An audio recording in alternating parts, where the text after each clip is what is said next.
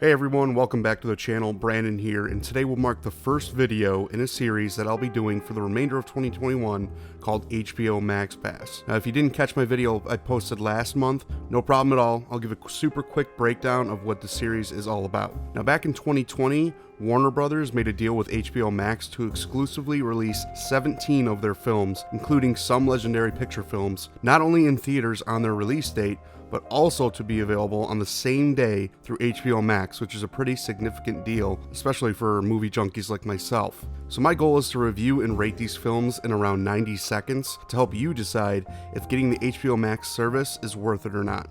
And if you already have the service, then don't hesitate to check these movies out for yourself. Comment below your opinions and thoughts as compared to mine. Like always, I'll steer clear of any spoiler material, at least nothing too integral to the main description, and in saying that, let's get started. So already this series is going to have a film that is a bit different from the rest because it was definitely released in theaters, only it was in 2017. However, exclusively just for HBO Max, Justice League has returned with the Snyder Cut. Before I get into my quick review and rating, I first want to address why there's even a fresh Justice League coming out, again for those that might not be aware of the whole situation. So in 2017, Zack Snyder was set to release his Justice League film at a point in which he had already directed two other films in the Justice League universe, Man of Steel and Batman vs Superman, both of which were okay.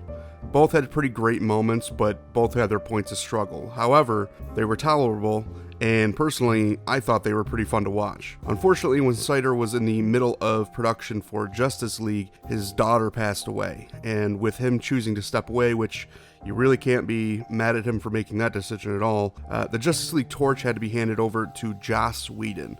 Now, Whedon had mostly been known for his time in directing the weakest known Avengers film, Age of Ultron, so it's safe to say that people were a little skeptical when he took over, and that skepticism came to form when Justice League was finally released. To say this film was horrendous would be polite.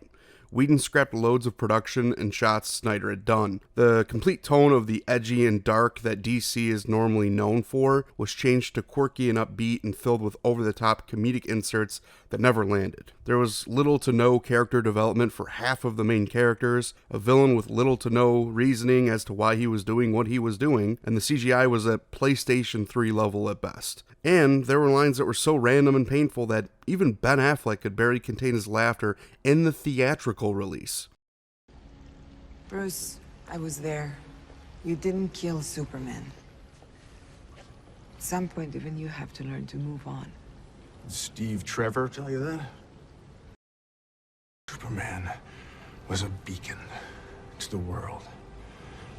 Whedon couldn't take all the blame though, as Warner Brothers made it clear that they wanted a movie to be no more than 2 hours with credits, which in a film that you're introducing way too many characters and a villain is nowhere near enough time. So let's talk about the Snyder Cut, because over the last while now, Zack Snyder fought tooth and nail to finally get his version of the film to get reworked, get some reshoots, and develop a 4-hour version of what was originally meant to be. Let's throw 90 seconds on the screen and talk about the Snyder Cut. All I can say is way better. It's incredible what character development can do for a film that needs us to know what the stakes are. To many people's surprise, I think the biggest character development that we needed was Ray Fisher's Cyborg. He was easily my favorite character by far, by learning how he came to be, why he's so hesitant to even get involved with the Justice League, and just how important his abilities are. Wonder Woman is back in the form that we wanted. Unfortunately, Wonder Woman 1984 was a bit of a miss in direction, but I hope that this version that we get here sticks with us going in the future. The main villain, Steppenwolf, looks and feels much more realistic and dangerous, and we get an understanding as to why he's a legitimate threat.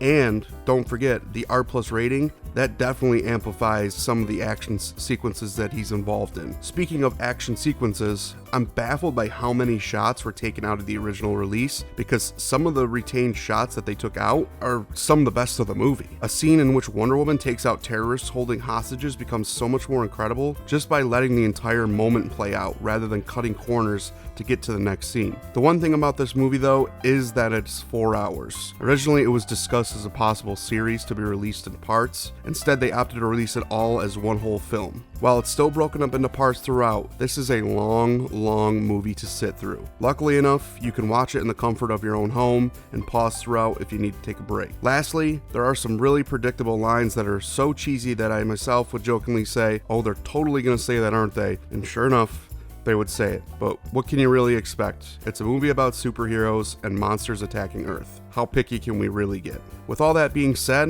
I'm going to give the new Justice League film, the Snyder Cut version, an A-. Thanks so much for checking out this edition of my HBO Max Pass series. Be sure to like the video and subscribe so you can get notifications of my next upload and help spread the word. Comment your thoughts and opinions below, and I'll do my best to answer when I can. Lastly, be sure to check out and follow my Twitter, where I post really anything going on about me and my life, but more importantly, that's the first place I go to post new links for new videos. The link to my Twitter will be in the description below. And until then, see ya.